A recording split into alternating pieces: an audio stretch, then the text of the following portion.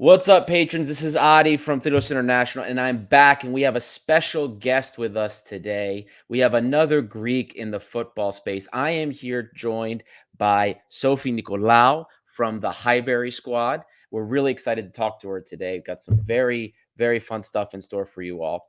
Sophie, how are you doing? I'm doing very well. How are you doing? I cannot complain, not cannot complain at all. And Sophie, guys, is actually part of the Highbury Squad show, and she has had a very interesting, we'll say, travel from London to Greece to the United States. She's based here now. She covers Arsenal. She covers MLS. She is all over the place. It's fantastic. And Sophie, before we get started with the regular content today, we always like to get to know a little bit of your background. Mhm. So, kind of tell the audience about your travel and your history in the football space, what teams you grew up loving, and kind of came how you came to do what you're doing now. Yeah, sure. I'm a proud Greek, a Greek Cypriot, but I just say I'm a proud Greek. My parents are from Cyprus, but I was born in London. So grew up in a Greek household, doing Greek things, eating Greek food, going to Greek school when everyone was hanging out in the evening after English school. And I'm very grateful for that. Now I'm an adult. At the time, I absolutely hated it and didn't want any part of it. But yeah, and so I went to school there, and yeah, it was really, I loved the fact that, we had so much family in London. And so we used to go to Cyprus every summer for a holiday, or the Greek islands. My mum always loved discovering a new Greek island that we would visit. So, I'm really, really proud to kind of, represent my culture in the sports space as much as I can when I'm talking about sports. By trade, I was a film publicist in the entertainment industry for a number of years, working for 20th Century Fox and Sony Pictures in London. And by night, because I've already established I like doing things by day and night, I took on a role. London Greek Radio, LGR, were looking for young presenters to try and keep, our second and third generation Greeks interested in the culture. And so, along with my co-host and good friend Bolis Boligarpo, we started a show called The New Generation, which became really popular with the community, especially the young people. They let us speak in Greek and English, or at the time it felt like Gringlish. And that's kind of where I developed my passion for radio. And I would work at Fox during the day, and then at night I'd go to the studio and do shows, pop culture. We got involved in doing concerts and gigs as well. So, during the day I'd be working on Hollywood movies, and then at night I'd be organizing a concert for Andonis Remos in London, or Oh, Anna Vissi, or and so it was really a fun.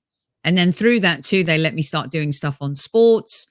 And so I'd go and do reports at the Arsenal outside the stadium. And that's kind of where that all started, Ari, with regards to shifting gears a little bit from entertainment into sports. And then I felt like, being a film publicist is really tough. I think it has a sell by date. So I was looking for a little bit of a break. And through the stuff I was doing in the Greek arena, I got to meet a lot of performers, and one being Anna Vissi. And Anna Vissi offered me a job in Athens. And so I went to collaborate and work with her a little bit. And it felt like really good time off, even though, it was work as well. But it was such a great time living and working in Athens, and through being part of Anna's team, got to travel around the islands doing concerts in the summer. And, she had a massive influence on me in terms of believing in what I'm doing, being a woman in a space where, you felt like you could really fulfill. all of the potential that you have if you just believed in yourself. And I grew a lot of confidence during that time, being around people like Anna Nikos Garvelas and Gedi Garbir was someone else as well that was, someone that I really enjoyed kind of collaborating with. And so then from there went back to London and realized I didn't want to be in London and moved to Los Angeles. And 20th Century Fox found out that I was back and they said, "Do you want to come work for us again?" And at the time, I thought I didn't really want to do that. But then, they made it compelling enough and I jumped back into entertainment and carried on doing radio through a show called World Football Daily in LA. I was actually the first female doing a live radio show talking specifically about European football in the US, and I'm really proud of that because there weren't a lot of women, there weren't a lot of female voices at the time. That was kind of brewing more in Europe. In the US, it was definitely established in NFL and growing in NBA, but in our world, in our sport, it just wasn't really happening. And then it just kind of continued from there and got to start my own podcast. Started doing through that show, I started doing stuff for Talksport and then Sky Sports News, and then built my own podcast, Highbury Squad, with Kevin Campbell, who unfortunately passed away this year, which was very difficult.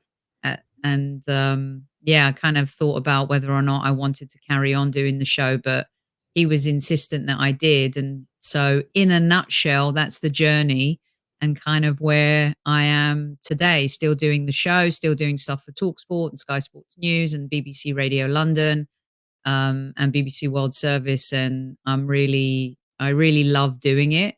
And I love talking about, the beautiful game.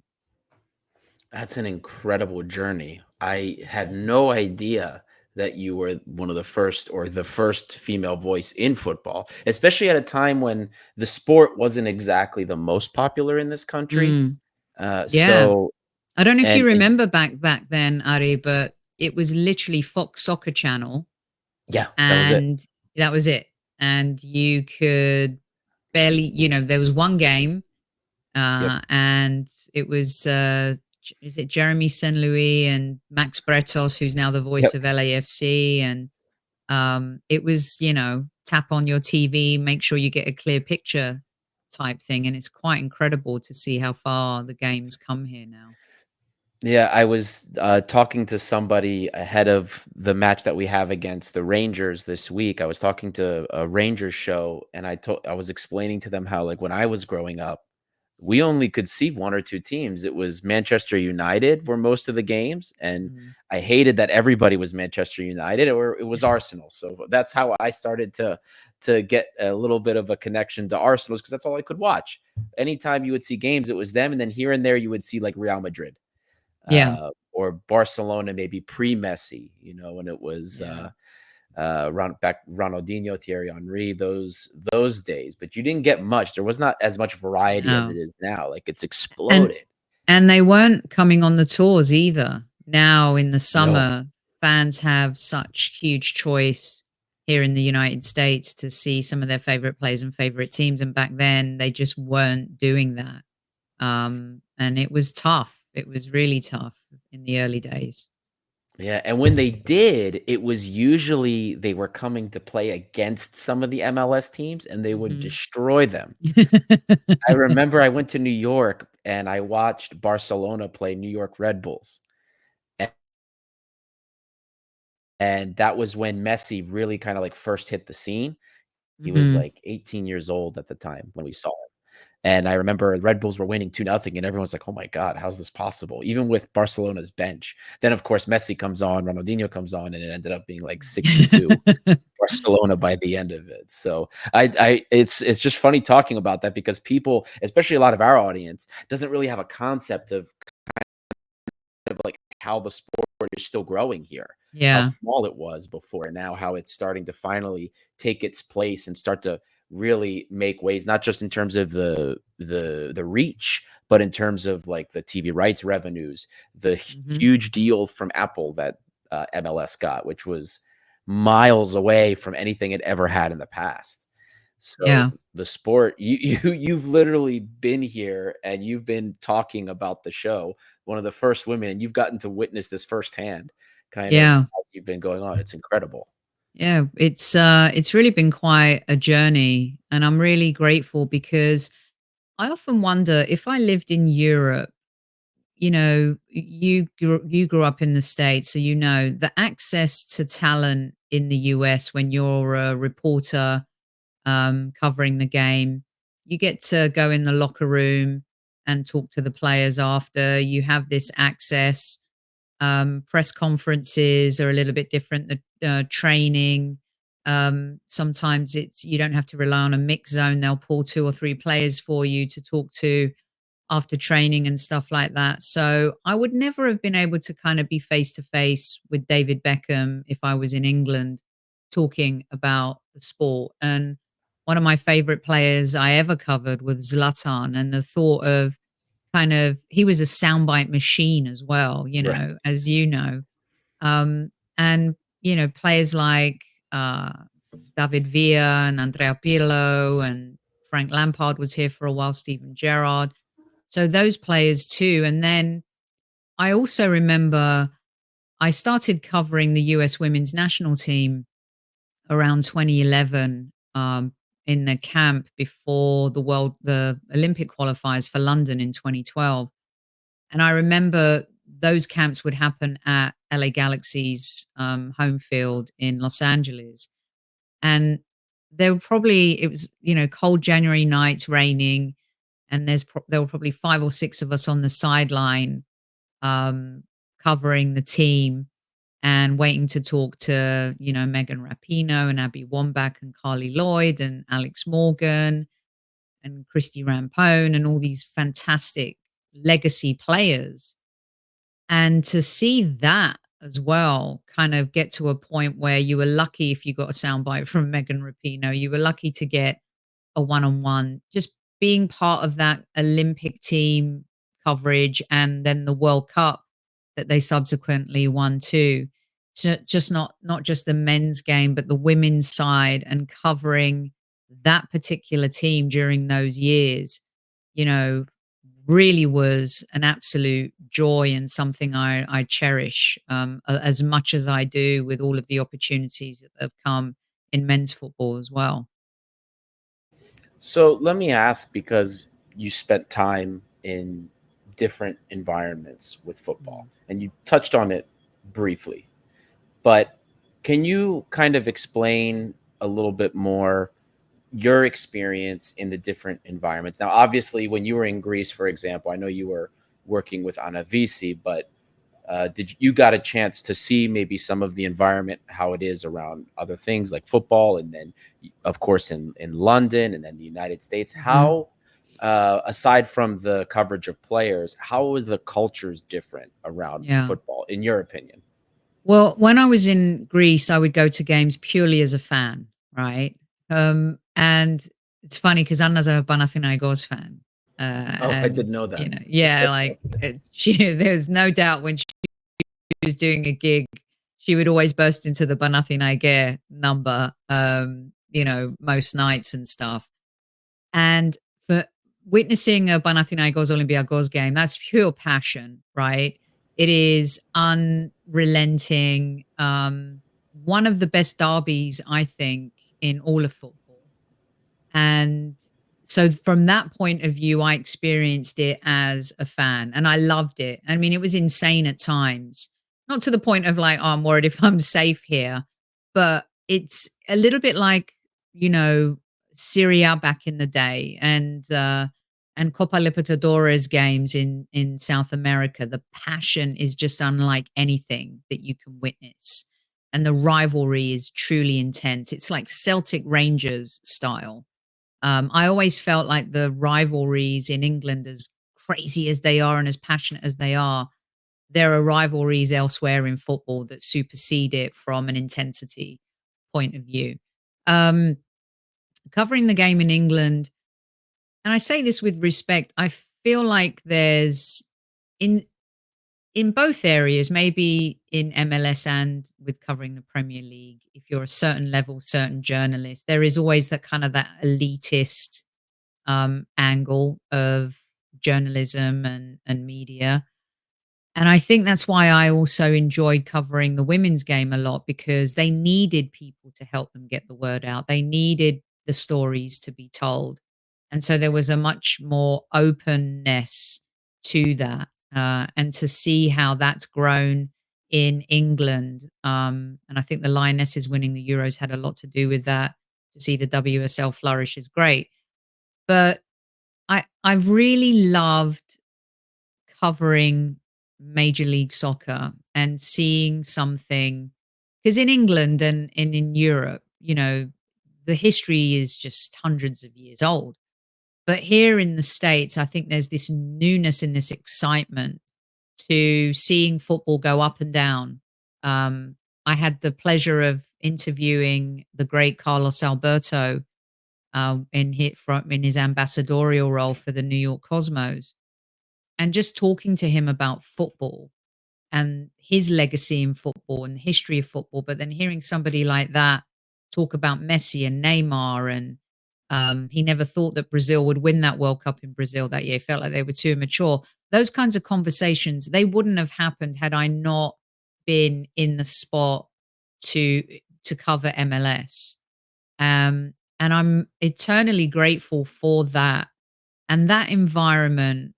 Um, Again, at a time maybe where New York Cosmos aren't in MLS, they're in, in a different league. But Right. because of what I was doing in MLS, I was exposed to that as well. And I really enjoyed and thrived because I felt like I was getting a touch of world football with moments like that. And I mentioned Beckham and Zlatan and some of the other players to see that type of quality, um, and be able to stand next to them and ask them questions. Those environments I appreciate the most. I think the same with the US Women's National Team. So I love the fact that being in the United States, although I couldn't go to Arsenal every weekend and I didn't make it on Talksport as a regular presenter or Sky Sports News, what the game gave me was this closeness and this totally different experience, whether it was talking to talent, talking to owners, being able to talk to Don Garber, the commissioner, one on one. Those environments, I think, I'm really grateful for. And the structure of MLS and how they deal with the media, I think is really next level. Absolutely. And the experience you had is incredible. So I would say it's definitely something that's eye opening. Now, changing gears just a little bit, I want to talk about Olympiakos's not one but two European wins last season. Mm, We won the Conference League, which is obviously it made history for Greece because no Greek team had ever won a European title before in the club football realm. And then the U19s won the UEFA Youth League.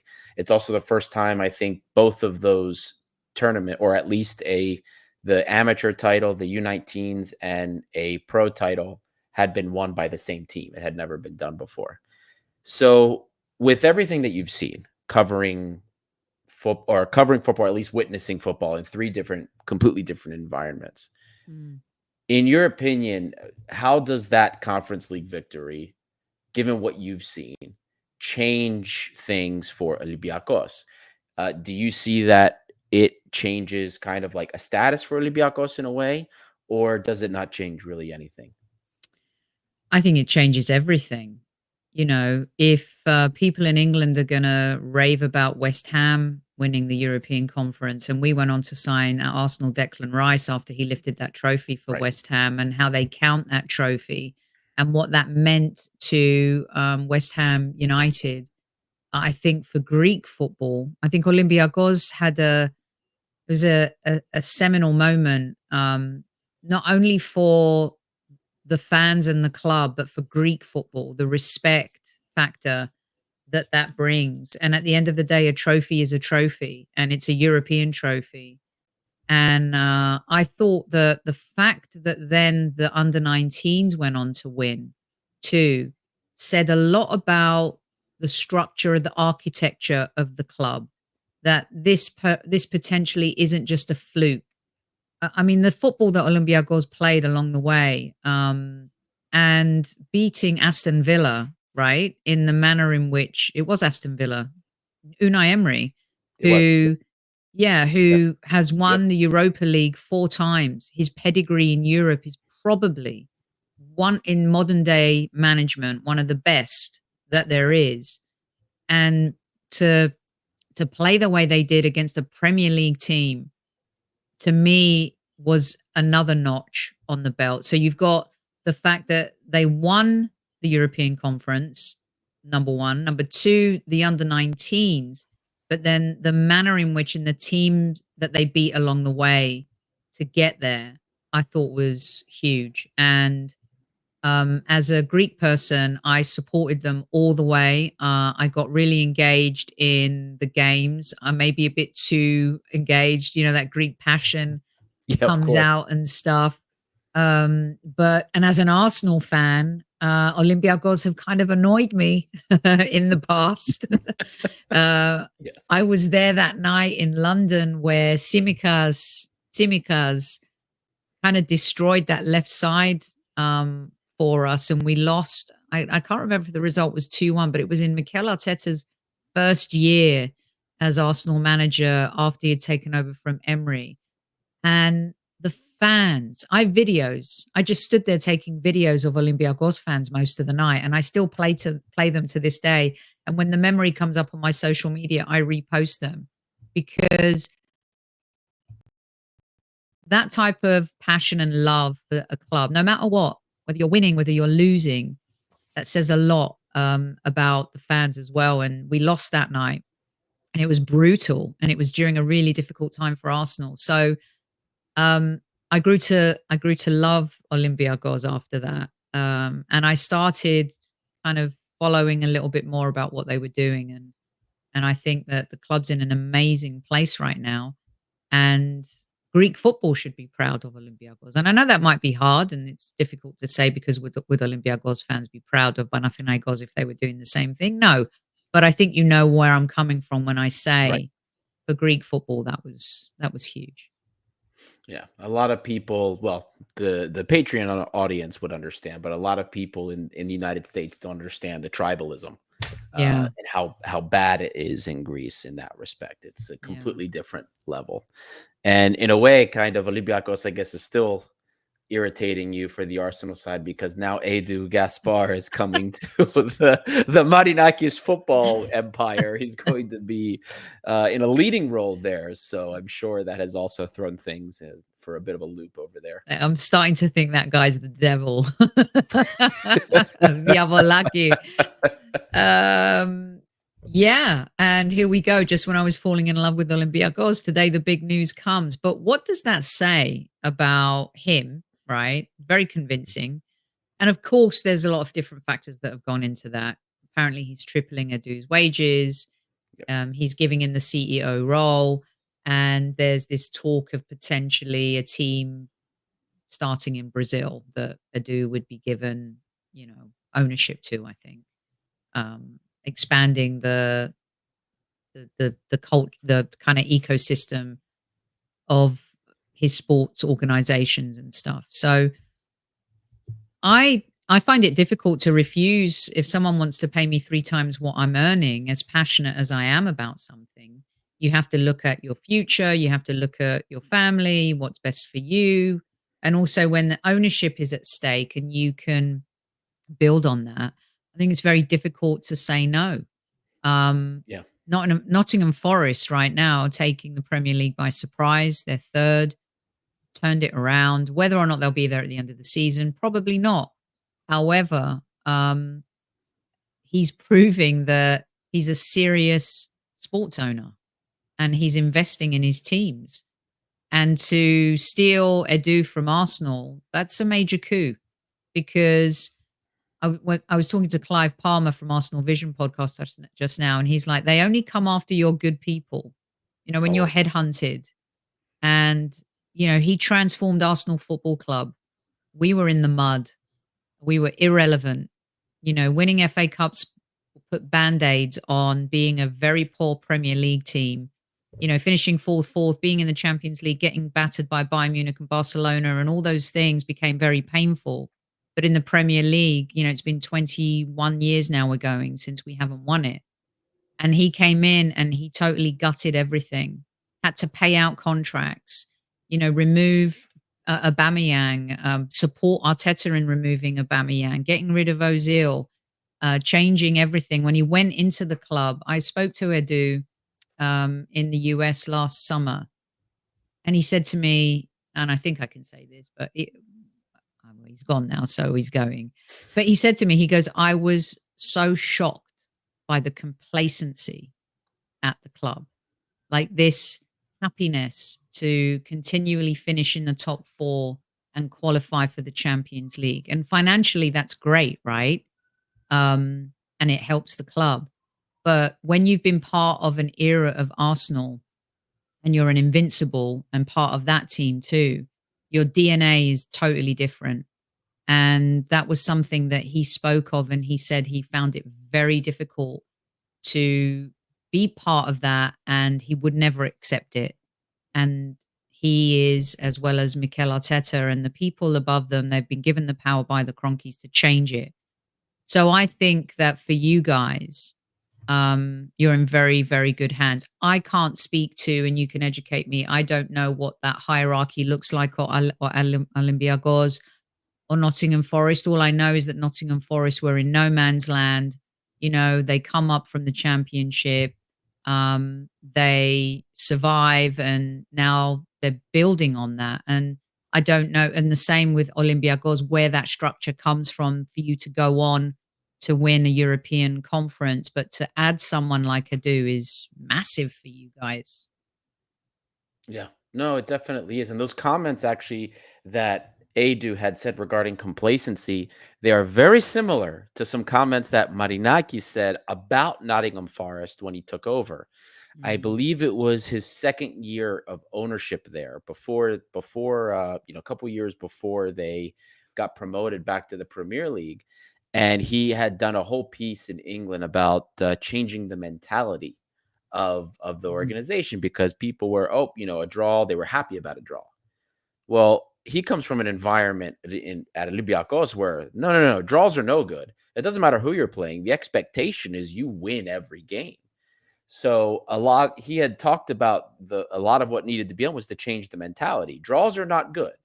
You need to win. We want to win here, and that mentality needs to change. We need to expect that. mhm. We need to not be happy with a draw or a loss or just finishing mid-table or just above mid-table. We Mm, should be happy when we're winning it. And that interesting. was a whole mentality change he had to instill over at Forest. So it seems like they're both very like-minded individuals in that respect. Yeah, and Adu's very charming. He I mean, of course, I'm an Arsenal fan and he's part of that Invincibles team, so anyone in that team is gonna be captivating to me to have a conversation with.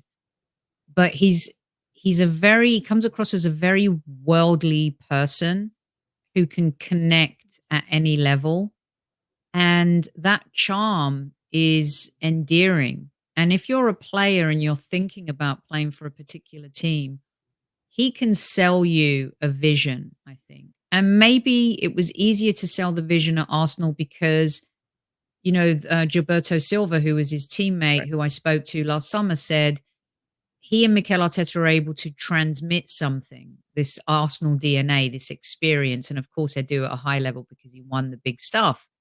But I think that being Brazilian, having that kind of flair, that cultural essence, I think that's gonna sit well with the Greek culture. It may combust at times Right. too, but I think he's going to be able to sell Olympiacos not only as a team, but also you're talking about families when players move.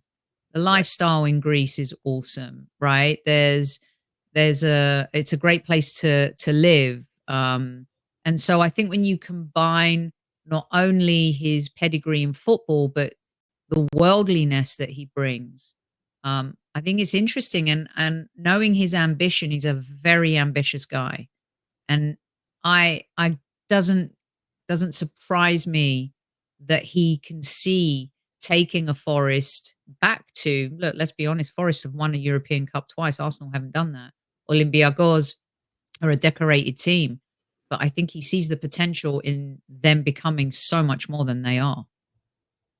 Right. And not just Olympiacos, right, or Forest, the entire network, including whatever teams will join Yes. it. Yeah. So, and it's funny you that exact way you described Edu is the exact way my 2 co-hosts described him when they met him this past summer, or I should Mm. say in the past spring. They met him a few months ago, and they said the same thing, that he was incredibly charming, very nice, very open, talked to anybody that spoke to him. So, Do it you just seems know like he if Marinakis has been talking to him for some time? I know that he tried to approach him a while ago, Yes, but there were this rumors last season, but yeah, last there's, season, yeah, yeah, yeah, let's just say it didn't surprise us at all. yeah. He's I mean, been at some Arsenal fans were shell shocked today, and Oh, yeah. Oh, yeah. But we talked on, we did a show earlier today about at the time of recording. It's the day that, of course, the news broke. But mm, we were saying on the show, Costa and my other co-host Costa were talking about how it was, he's been at a lot of events for Marinakis. There was also a discussion that he was in at a birthday party for Marinakis in Mykonos earlier this year too. mm, So there's definitely been a closeness there, especially when an event that we were at that the my co-hosts were at that we were invited to, they saw him there. That's kind of when things were like, huh, interesting. This guy's yeah. here. And then of course, as you know, Olympiacos is very close to Kia. I cannot pronounce his last name. I always forget it, but Pierre Jobashi Kia was Jorbashian, or yeah. Jorbasia. Is Yes, that I there you don't go. know, probably bastardized it, so we'll go with that, shall we? But Kia is one of the ones that I know is attributed to bringing a Edu to Arsenal in the first place, and Mm, Kia has gotten very close to Olympiacos as well. We were able to bring Willian in this year because of him. So there's a lot of pieces that have been moving along with that are mm, it kind of all shows towards this direction. When things are trending in that direction, it does it makes sense that some things end up moving there. So a lot of this stuff has been kind of going on behind the scenes, and you know it takes a while to get it done. This didn't just happen overnight, but it's definitely been yeah. in the works. Exciting times. I think, are Olympiacos fans excited by this?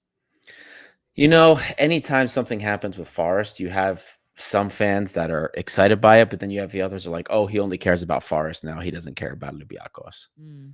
So they get that kind of way about it. But is there not gonna be any crossover, do you think? Of course there is. There's a very symbiotic relationship between the clubs. They share resources. It's been a work in progress because the way the clubs interacted before was not what's the word that I'm looking for? It wasn't Synergistic, right. Now they've right. kind of realized, all right, we're not just going to feed players to each other that don't work and that feed each other's trash. It doesn't work. The idea is they share resources with scouting and players like young talent that gets identified. We have two young players in the academy right now for the U19s. They're both 17, 18 years old. They were supposed to go to Forest, but the work permits couldn't get through. So they Mm, sent them to Olympiacos and they were able to get them there. Now they're playing for us and they're doing incredibly well. So like that kind of thing happens. The synergies. We've sent players, developing players to Rio Ave in Portugal. Forest sent one as well. Omar Richards is down there this season after spending a season mm, on loan, injured most of the time at Olympiacos. So they've kind of realized that those synergies work better than just sending players that don't work in different places. yeah. I think this is, I think he's gonna have an influence in all areas. I know he's been made CEO of Forest and, but as I said, there's a bigger play here, no doubt. And Absolutely. yeah, and you got to credit them for being able to woo him. Money talks. As always does, right? Isn't that Yeah, always the case? yeah. Sophie, I wanted to switch gears one last time and kind of talk about the growth of the women's game in both Europe and in the United States as well. You kind of haven't seen on both angles what's been going on in Europe with the women's leagues, not just in England, but for the Champions League, as Mm. well as the NWSL, which is the women's soccer league in the United States. And in the United States, we've had our share of issues. I think the I forgot the name of the league that it was before NWSL, but I remember it went bankrupt at one point. Then it Mhm. came back. And then, the women's game in football was very strong here in the United States, but now a lot of other countries have caught up. And in the European game, the women's Champions League matches are incredible. There's sellouts all over the place. I was watching a couple of, the Arsenal women are very good. The Wolfsburg women are incredible. Barcelona has an incredible team. There's so many great teams. They're selling out stadiums. Mhm. And somebody that's not super familiar with both leagues, it almost kind of feels like women's football in the Mhm. United States is getting left behind in a way. As somebody who's gotten to see both and kind of experience both, what do you make of the growth of the women's game in the US versus what's happening in Europe? It's a great point and a great question because for so long, US football for women has led and paved the way. But that's definitely been more at international level than domestic level. But even so, the the domestic game always felt like it always felt like women's soccer was bigger here. And I think that's because of the US women's national team winning World Cups, winning Olympic golds, becoming superstars, becoming, getting sponsorship deals, being on cereal packs the same way as men. The 99ers really were the ones that propelled that. And since then, US women's soccer has dominated internationally. But then there was a shift. Um, and, I used to Jill Ellis, who was the then manager of the US women's soccer team, always talked about how Europe needs to catch up. And it's so funny because I spoke to Emma Hayes last week, and we talked about the game there versus here, and it feels like now Europe has not only caught up but superseded the US. And this is just my opinion in the domestic scene. um, Sponsorship money has a lot to do with that, right? The Premier League became the powerhouse that it is in 1992 because of money. You got Sky Sports with the TV rights deal. You had Barclays who came in with a gazillion dollars. Then they were able to sell those rights internationally. Money changes everything. You know, it took a lot of dollars to put that swoosh and make that swoosh, branding 101 brilliance, marketing, Nike, you know, everything is about marketing and having money behind it. And I think that now with the NWSL, you have the rights, you got the deal with the BBC, you've got the deal with Sky Sports, you've got the sponsorship that's come into it. uh, Aston Villa women and Leicester women are playing all of their games this season at King Power Stadium and Villa Park, where the men play. That is a massive leap. Arsenal are playing 8 of their games this season at the Emirates. Chelsea, Liverpool, Manchester United, and Manchester City are playing 3. But that was 0 just 3 years before the Lionesses won the Euros. That was at 0, right? So this money that's come into the game has helped elevate it. And the support that the women's game has always needed is those sponsorship deals, is those TV deals. And I think maybe here you're seeing like soccer specific stadiums for women's teams now. The way Kansas came onto the scene this year has been brilliant. You've got Patrick Mahomes behind that. Angel City, who have had all the talent off the field in from Hollywood to music, have had that support but haven't been able to translate that on the pitch. So there's this juxtaposition to who who really helps. Is it the influencers? Is Kansas succeeding because it's new, because it's got Patrick Mahomes behind it? There's a lot of money in this game. If you look at the value of Angel City now, it is up there. We're talking hundreds of millions of dollars. but the product itself, um, and here's where I think it's a little bit different, Ari, is when you have Barcelona women, Real Madrid women, Arsenal women, Manchester United, there's branding already built in. There's equity there. People understand it, they can identify it, they can relate to it, they know about it. And I think that having that is an easier process to build on than what may seem to some fans here a continual change and evolution in the women's game at domestic level. But I do think the NWSL um, now is in a much better position to grow and to prosper. There's more money coming into it, and the branding will build in.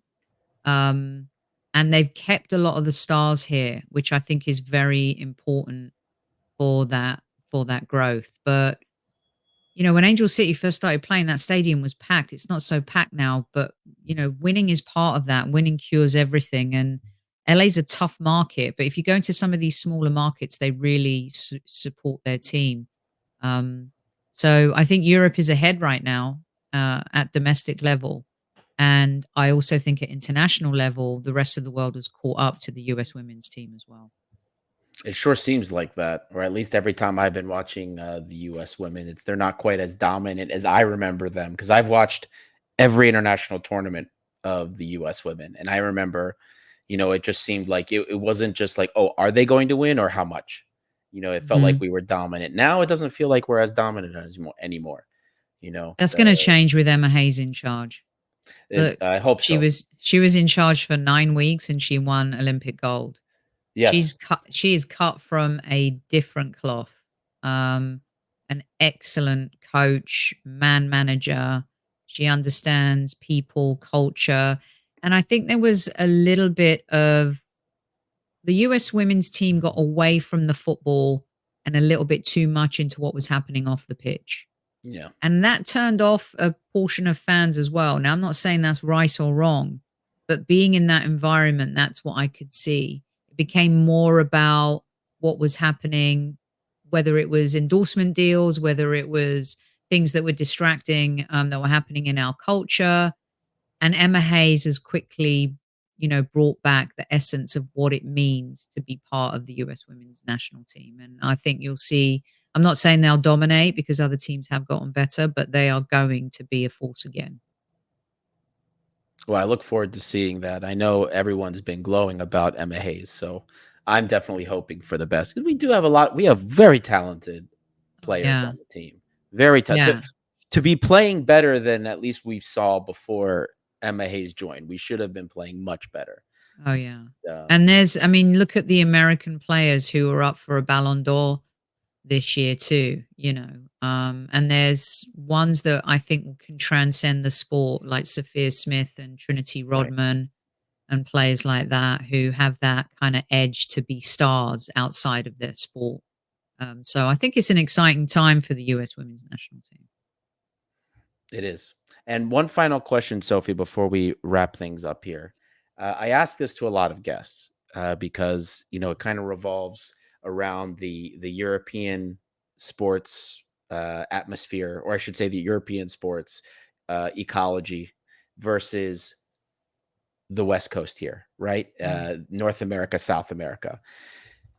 South American sports are very big, and the discussions and things have been happening to try and include U.S. teams, club teams in like Copa Libertadores, or the U.S. national team in the Copa America, things like that.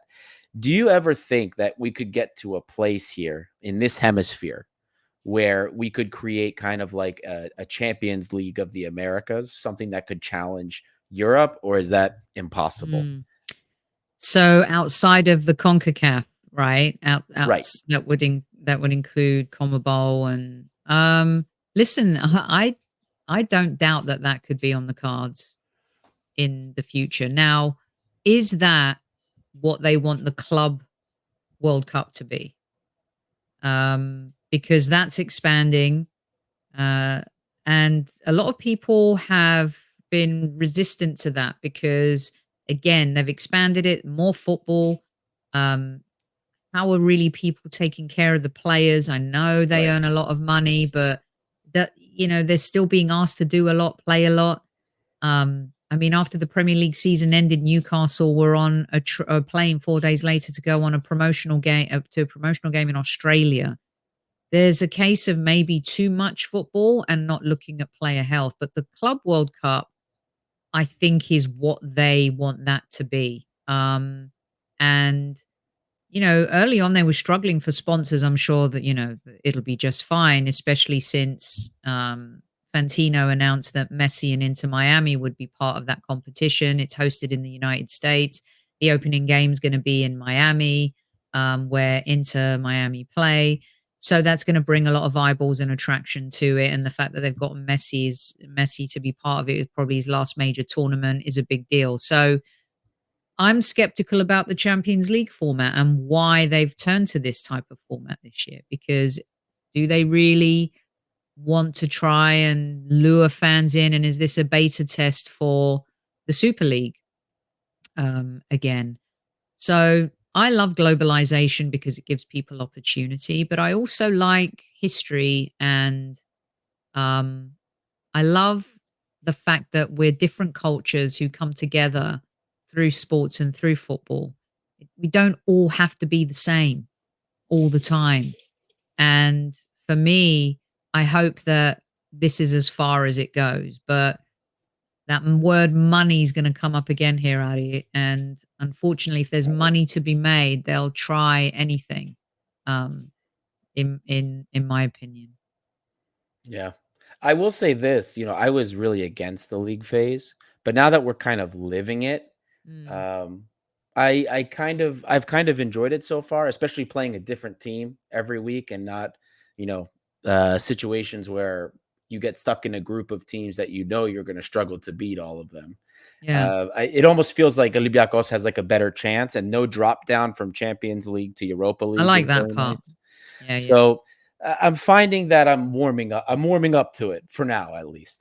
I But like we'll see it. how I it don't goes. think there need to be as many teams in it, Oh yeah, that's a because it loses, like, that true essence. I was like you. I was at first, I was like, "How's this gonna work?" But when you get big games early, and you're really given a shot as a team, anyone can win it, right? So that part I like, but again, it's just overly doing it to the point where money becomes more important than the actual product. yes, and that's unfortunately been the case for Yeah.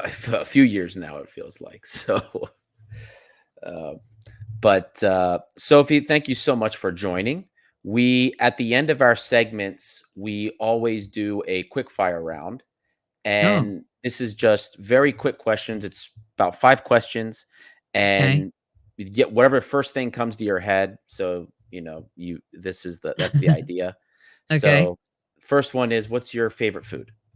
Moussaka. Oh, there you go. You're right on it. So, second one is your favorite movie or show, or, both if you have a favorite movie and show currently. Favorite movies, love The Shawshank Redemption, When Harry Met Sally, Moonstruck, and the Bourne Identity series. A little bit I of love that. each genre. There you go. I love the Born Identities. Favorite vacation spot? Cyprus and Greece. And I'm not being like a homer or cliche, but it's got to be. It's the it I always say I am biased, but it's the best. I've been to many places and nothing Hmm. nothing compares to Yeah. Greece. What's your favorite football related memory? Ooh, that's a good one. Oof, damn, there's been quite a few. A lot of people probably expect me to say Arsenal. I do remember, like, in 2014 when we hadn't won anything and we finally won the FA Cup again. And I was with my partner Tony in Cannes at the Cannes Film Festival, and the final was going, and I was working and keeping my eye on the football as well. And I was like, "Is this going to be the year we break the duck and actually win a trophy?" And it wasn't looking good for a while, and then we did. And I just remember myself falling to my knees in the middle of the Croisette in Cannes, and people thinking I'm an absolute lunatic, just grateful that we won the FA Cup. So that's probably one of my favorites, not being at a game, but And then also being in the dressing room when LA Galaxy won their championship and seeing someone like David Beckham up close and celebrating that. That was a pretty cool moment too. Oh, those are very cool memories. Now, the last one, if money was no problem, where would you go? Where would I go? Vacation to live. Here I'm going to try and break it down. Where would I go? I would go everywhere, and I wouldn't limit myself to one place. I would scoop my dogs up and, Tony, and we would go everywhere. So if money was no object, we'd have to have a private jet. Sorry for the carbon footprint, but my dogs would have to come with us everywhere we go, and we would go everywhere, and we would take everyone we love along for the ride. So it's something we can experience together. The joy of life is to be able to do things for other people and, to be in that position and to be able to kind of take care of the ones that you love. That's what we'd go everywhere. Where do you want to go this week? Okay, we're gonna go to Greece, then we're gonna hit up Australia, then we go to Japan. I'd go everywhere. No one's actually ever said everywhere. Usually people just have Okay, one cool. place in mind. So you gave a very unique answer. I love it. I Okay, love cool. it. I like that. I like that. Well, Sophie, thank you so much for joining me here today. Thank you so much. I didn't even realize we went over 50 minutes here. I'm sorry, So that's probably me no, no, it's going both off. of us. When the conversation goes, so you just let it take you where it goes. So thank you so much for giving us so much of your time. If you don't mind, please share with the audience where they can find you, what projects you're doing, where they can follow you. Yeah, you can follow Highbury Squad on X and also find us on YouTube. We got some really good shows, great guests. If you're into Arsenal a little bit too, some really good stuff. We have journalists and ex-players and some great people talking about the beautiful game. So come and give us a follow, and if you don't like it, you can always unfollow. That's always true. It doesn't take long at all. Doesn't take long Uh, at all.